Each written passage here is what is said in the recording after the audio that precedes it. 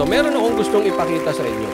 At asa na ba ang kalalagayan ni Tatay Digong? Siya ba ay may pag-asang manalong bilang senador sa tingin ninyo? O eto po, latest survey ng Tanghere. Ha? Duterte, specifically Tatay Digong, remains the top 2025 senatorial bet in survey. Pansinin ninyo. Ha?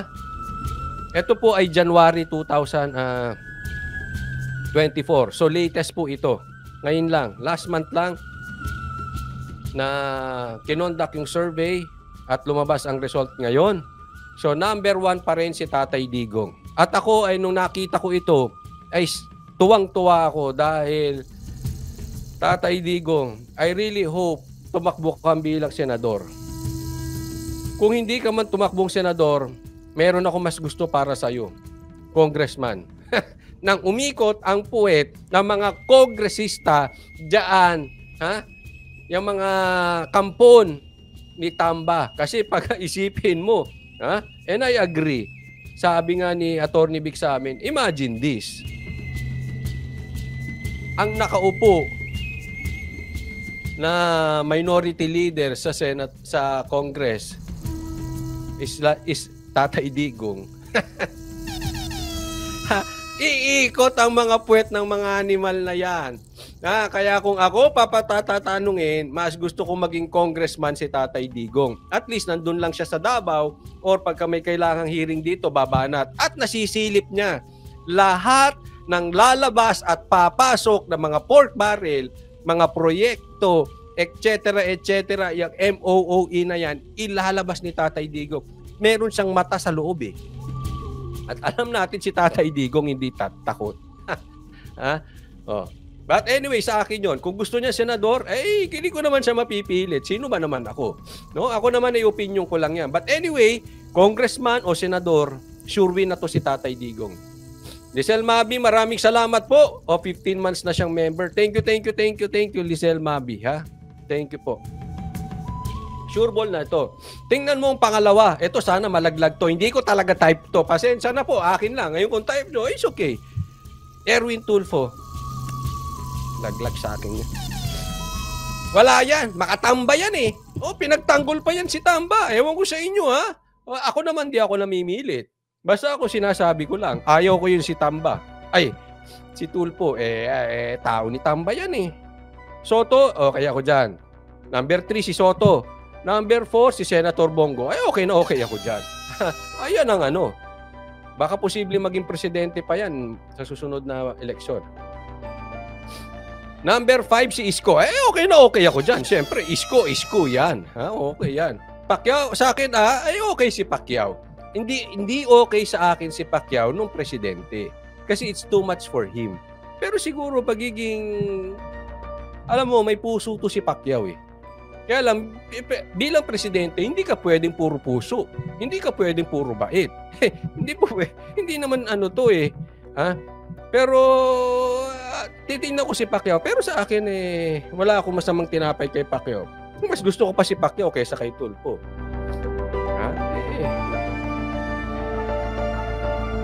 May pera yan eh. Hindi kayang hawakan sa leeg yan. Pag may pera, hindi mahawakan sa leeg. Yung iba wala na eh. Sinuko na yung bandera dahil sa pera. Number 7, Bato. Iniisip ko pa. Sa totoo lang, medyo naguguluhan ako dito kay Bato. Ewan ko sa'yo, Bato. At ganun-ganun. Hindi ko sinasabi. Pia Cayetano, syempre. Okay yan. I mean, no way! No more I mean. No more Marcos. Okay, sa akin lang yan. Kayo, bahala. Kayo ba? Iboboto nyo ba si Aimee bilang senador? Willie Ong, yes. Si Willie Ong, nakasama po natin yan. Very, very humble person. Very simple person. Very humble person. Hindi trapo. Totoong tao. I like Doc Willie Ong. Tolentino, yes, I like. Lapid, ayoko na.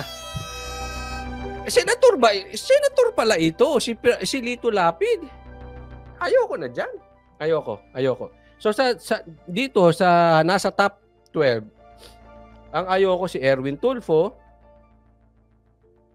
at saka si Lito Lapid at saka si Aimee. Yung iba iniisip ko pa. Yung iba gusto ko. Miss G, maraming salamat po. Thank you Miss G. Kayo ha? Hindi, ako nagtatanong lang. Gusto ko lang malaman. Yes, iboboto ko si Aimee. Lagay mo dyan, yes. No, hindi ko iboboto. O yun, ang pakilagay na lang, yes or no. Para ma-sermonan ko kayo. Ako, sabi ko sa inyo, sasabihin ko lang kung ano yung nasa puso ko. Kung ayaw nyo ako sundin, nasa sa inyo yan. Basta ako nagpapaalala.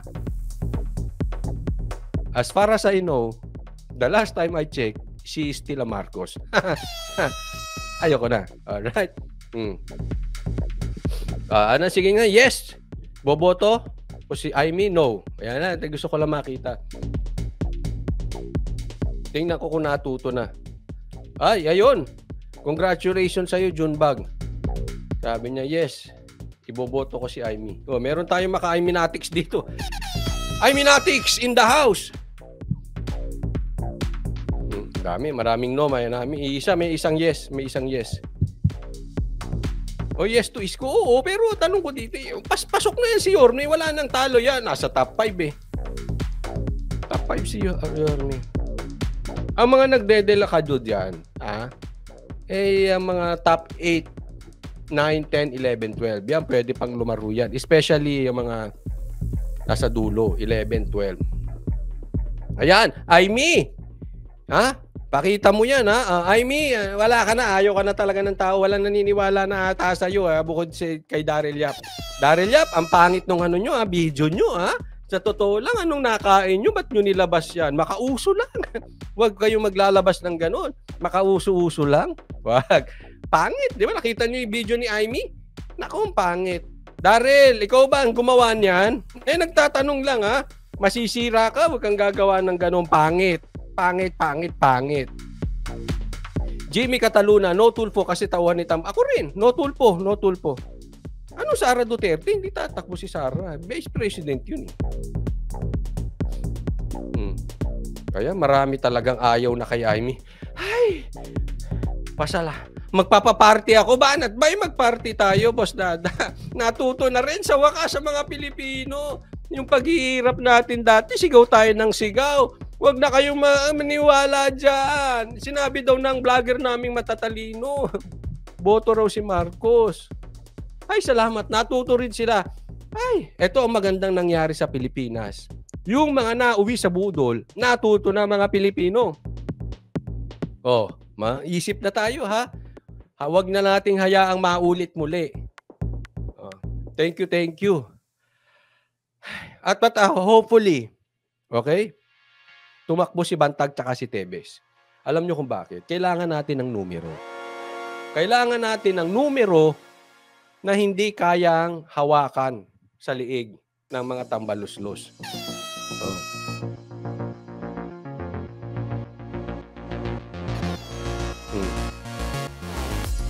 Sabi dito, Noto Sandra, Tambat, Tulo, Laway. May kaibigan ako dito, sabi ni Debbie, sa Australia, kaibigan ni Isko Moreno. Mabait na daw tao yan. Ano yan? Humble po.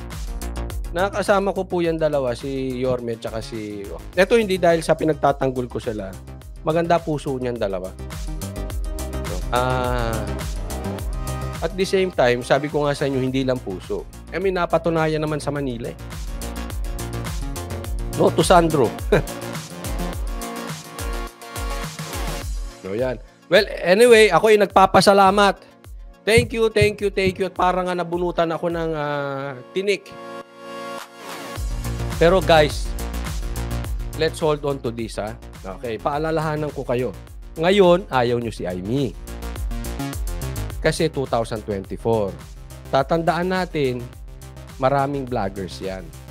Paalala lang po, hindi ko sinasabing bayaran niya mga vloggers nila ng 200,000. Hindi, wala po kung gano'n na sinasabi. Wala.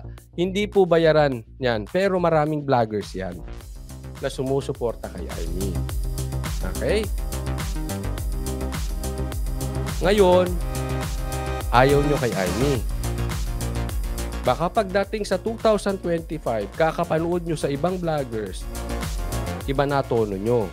Tatandaan natin, matatalino yung ibang vloggers nila. Kilala ko iba doon. Okay? So sana, yan ang stand nyo ng 2024. Until 2025 election, yan pa rin ang stand nyo. Kasi iikutin yan. Nung matatalino yung vloggers at influential, tapos sa bandang huli, gagamitin si Sara, kaibigan ni Sara, suportahan natin si Aimee. Nagsasabi ako as early now. May sinabi ako last quarter of 2023, sinabi ko yung mga Tito Vic and Joey vloggers lilipat na sa political ulit. Ngayon nasa political nangyayari, di ba? Ito sasabihin ko sa inyo. Yung iba dyan, babaliktad pagdating ng 2025. Sana hindi na kayo mabudol. Sana hindi na kayo magpabitbit sa kanila. Gagamitin si Sara na kaibigan ni Aimee, kaya suportahan. Sinabi ko na po paalala lang po. Sana nang nagsasabi sa inyo ng no ngayon, pagdating sa 2025, no. Let your yes be yes and your no be no. So yan. Yun, may nakadali. Di ba? Ang masama doon, yung alam ko mga TVJ vlogger na bumabalik sa political vlogging, sumusundot sa political, hindi binibili. Balik na naman sa artista. Maganong-ganon na, hindi na malaman kung ano itatapik. Ayaw silang tanggapin. Sabi, wala, mag-chismis ka na lang. Siguro ng mga viewer, mag-chismis ka na lang. Huwag ka na mag-political. Kasi walang views bumabalik. Tinan nyo. Kayo na. Huwag kayo maniwala sa akin. Panoorin nyo. Ito, sabi ni, maganda to sinabi ni Dennis Gabaka pag-usapan natin, saglit lang. Baka sabihin na naman, mahina na naman ba signal ko? Baka sabihin na naman ng mga tanga, keso walang ibang winnable, kaya Marcos na lang daw. Huwag nyo nang gagawin yan. Ang daming kandidato, ayaw na naming maarinig. Kasi wala nang iba kaysa manalo si Lenny. Tanga, ang daming magagaling. Andyan si Isko nun ayaw naming manalo si Lenny, kaya nag-Marcos kami. Wag na po yung ganyan Ganyan kanila kayo dadalahin. Tama yung observation ng manunood natin. Sasabihin, wala kasi. Kesa pag hindi natin binoto si Marcos, si Aimee, makakapasok si Lito Lapid. Hayaan nyo nang makapasok si Lito Lapid kesa si Aimee. At least si Lito Lapid, shooting ng shooting. Hayaan mo na siya mag-shooting araw-araw. Kaysa si Aimee, iepal ng iepal. Tapos, kapatid pa rin yan. Okay? Yan ang gagawing mga litanya. Kasi, pang-siyam So, pag hindi mo binoto si Aimee, makakapasok si Lito Lapid. Sino-sino makakapasok. Pero meron akong tanong sa inyo. Ano? Ito Baste sa 2028. Pwede rin tumakbo na senator si Baste. Diba? Pag nagparamdam yan si Baste, top 2 agad yan. Maniwala kayo. Hindi pa lang nagpaparamdam, pero pag nag-declare yan si Baste, suportahan natin 2,000. Kahit senador muna, saka sa 2028 siya tumakbo ulit presidente. Diba? Maganda yan si Baste. Sana, Tatay Digong, yung anak mo si Baste ay makuha mo rin. Tumakbo, kailangan po natin si Baste. Tatay Digong, it's about time na naghahanap na si Tatay Digong ng kapalit niya. And I think the closest to Tatay Digong is Baste. Sana, Tatay Digong. Pasimulan mo na sa national election si Baste. Ang tanong ko sa inyo, pakihanap nga, asan si Tambaluslos? Tambaluslos, wala ka dyan, Si Boying din, wala dyan, Si Trillanes, wala dyan. Pambihira. Alam mo sa nakikita ko, tingnan nyo ang lineup. Bagamat hindi solido, makikita natin ang lakas pa rin ni Tatay Digong. Ang lakas pa rin ng Duterte. Kasi yung mga yan, kaya nagtatap karamihan dyan. Dahil affiliated kay Tatay Digong. Di ba? Kahit si Amy nakikiduterte yan. Hindi naman Duterte yan, nakikiduterte. Paano yan dikit niyan? Isa yan sa cause. Kaya andyan pa rin yan si Amy. Because of Duterte. Diba? So, etong pagiging number 1 ni Tatay Digong at yung mga iba niyang kasamahan, it shows malakas pa rin ng Duterte. Hindi pa nagde-declare dyan si Bantag, hindi pa nagde-declare dyan si Tebes, hindi pa nagde-declare dyan si Pulong o si Baste. Diba? Yung mga alam nating mga maka-Duterte talaga. Oh. So, ano, laos na kayo, Trillanes, tambaluslos, ano na, wala ka talaga. So, gawin mo na lang mag-prime minister ka na lang. Mag-prime minister ka na lang. Gawin mo na lang parliamentary tayo. Talagang, ayan ang gagawin nila. Diyan na po yan mauuwi. Ayan. Eto next natin.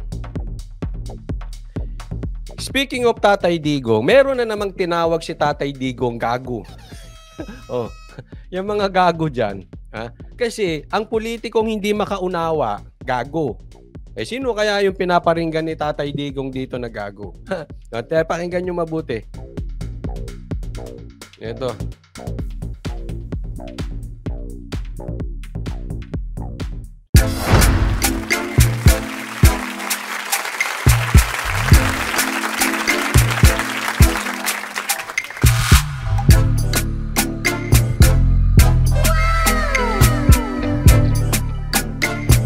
Performance will start momentarily.